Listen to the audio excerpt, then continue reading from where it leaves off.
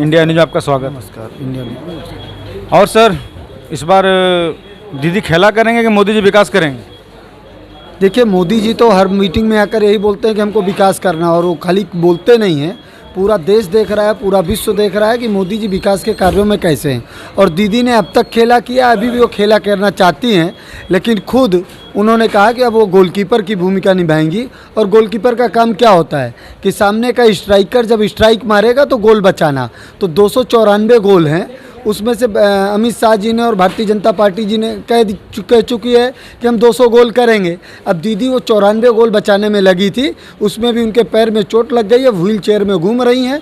भाईपो पीछे से wheel chair दौड़ाएगा, और एक गोल की जिस तरह से जंप करके गोल पकड़ता है या उछलता है या दौड़ता है, तो वो शक्ति तो रही नहीं। तो जो 94 सीटों में भी वो 50 सीटें भी पाएंगी कि नहीं पाएंगी, क्योंकि वो खुद देख सकती हैं।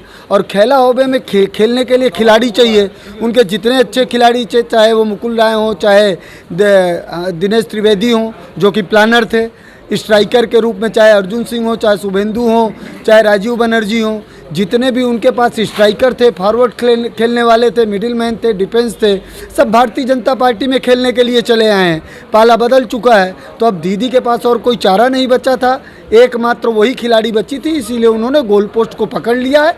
जितने गोल बचा सके वही उनकी जीत है बस।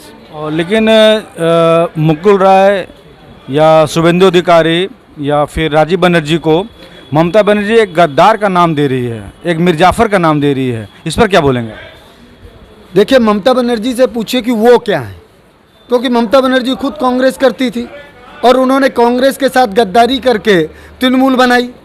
तृणमूल बनाते समय अटल जी जैसा नेतृत्व तो उनके साथ खड़ा रहा, चाहे नंदीग्राम हो, चाहे सिंगूर की घटना हो। अगर नंदीग्राम में अडवाणी जी और प्रमोद महाजन, सुषमा स्वराज जी और राहुल सिन्हा जी वगैरह नहीं गए होते तो उनका पॉलिटिकल करियर ख़त्म हो चुका था।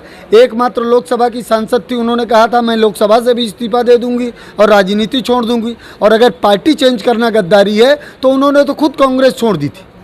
उन्होंने खुद कांग्रेस छोड़कर बीजेपी के साथ मिलकर तृणमूल का गठन किया, उसके बाद बीजेपी के गठजोड़ में रही, फिर बीजेपी के साथ गद्दारी की, उसके बाद कांग्रेस के साथ मिलकर उन्होंने इलेक्शन लड़ा, फिर कांग्रेस के साथ जब जीत गई तो कांग्रेस के एमएलओ को तोड़कर अपनी पार्टी में लाई और कांग्रेस के साथ फिर गद्दारी की और अपनी अकेली सरकार बनाई। और वो जो बोल रहे हैं कि अगर दूसरी पार्टी से आने वाले गद्दार हैं तो उनकी पार्टी का एक भी प्रोडक्ट हो तो नाम बता दीजिए। वो या तो कांग्रेस से आए या सीपीएम से आए या बीजेपी से आए या अन्य दलों से आए, तो उनकी पार्टी तो गद्दारों की पार्टी है, तो दूसरों को गद्दार किस मुंह से कह रही हैं? तो राजीव बनर्जी का आना या शुभेंदु अधिकारी का आना, इससे बीजेपी को फायदा हो रहा है? देखिए, शुभेंदु अधिकारी एक जन नेता हैं, उसको कोई माने और चाहे नहीं माने, ये आप भी जानते हैं और जनता भी जानती है। और इसी के कारण आज नंदीग्राम जैसी जगह में जहां खुद मुख्यमंत्री कैंडिडेट हैं, वहां शुभेंदु अधिकारी ने चैलेंज दिया है और जीत सुनिश्चित कर ली है। ये जीत सुनिश्चित मैं नहीं कहता, आप खुद चीफ मिनिस्टर के मुंह से देखिए कि वो उनकी पार्टी और उनके लोग कहते हैं 152 बूथों में गंडगोल हुआ, लेकिन एक बूथ में भी उन्होंने रिपोल नहीं मांगा। उन्होंने कहा खुद जाकर 1 घंटा एक बूथ में जाकर बैठ गई। भारतीय जनता पार्टी ने कहा कि आपके कारण यहाँ पोलिंग कम हुई इसलिए वहाँ रिपोल कराया जाए, लेकिन उसको भी उन्होंने नहीं कहा।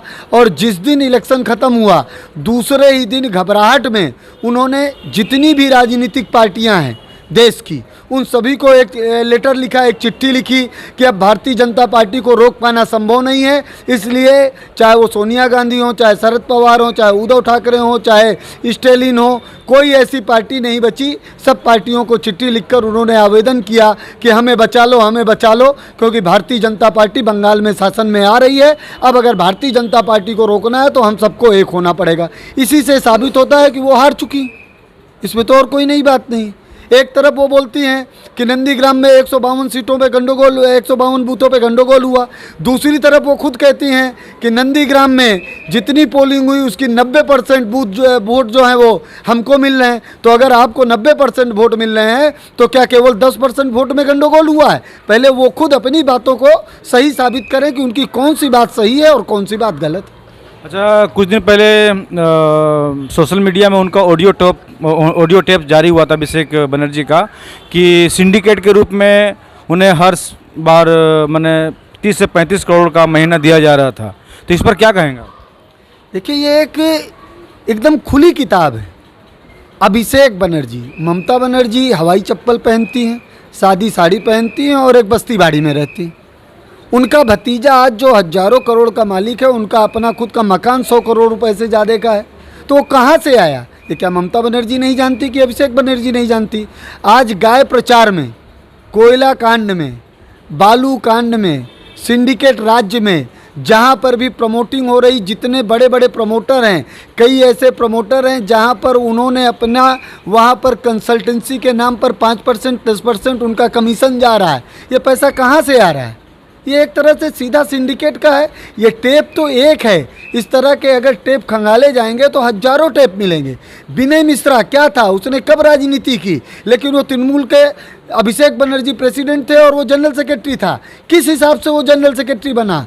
क्यों जनरल सेक्रेटरी बना? उसका राजनीतिक बैकग्राउंड क्या है? उसने आज तक कहाँ मीटिंग और मिचिल की है? केवल जो सिंडिकेट का पैसा वहाँ पहुँचाता था, इसलिए वो उनकी पार्टी का जनरल सेक्रेटरी तक बन गया। और सर एक बात और है, यह है कि कल चुनाव होने वाला है 31 सीटों पर, तो बीजेपी 31 में कितना सीट कवर कर पाएगी? देखिए, भारतीय जनता पार्टी 31 में 31 सीटों पर लड़ाई लड़ रही है। पिछली 60 सीटों में हम लोगों ने करीब 50 सीटों पर हमारी जीत हो रही है। चाहे आप आईबी में पता कर लीजिए, चाहे तृणमूल की बौखलाहट से देख लीजिए, चाहे हमारे रिकॉर्ड से देख लीजिए। आगामी 31 सीटों का जो चुनाव हो रहा है, इसमें भी करीब 24 सीटें हमारे खाते में आने वाली हैं और ये 2 तारीख को आपको समझ में आ जाएगा।